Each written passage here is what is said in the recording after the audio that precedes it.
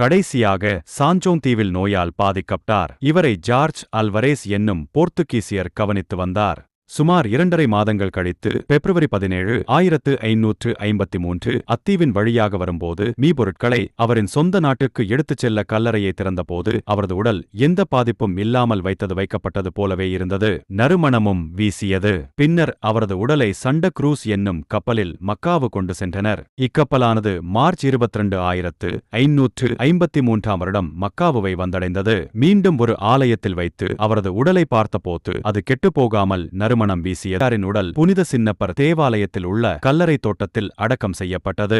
2 மாதங்களுக்கு பின்னர் தந்தை பெய்ரோ புனித சவேரியாரின் உடலை கோவா கொண்டு செல்ல உத்தரவிட்டார். இதன்படி டிசம்பர் 15, 53 புனித சவேரியாரின் உடல் கோவா வந்தடைந்தது. 450 வருடங்களை தாண்டிய பின்னரும் அழியாமல் இன்றும் இப்புனிதரின் உடல் மக்கள் பார்க்கும்படியாக வைக்கப்பட்டுள்ளது.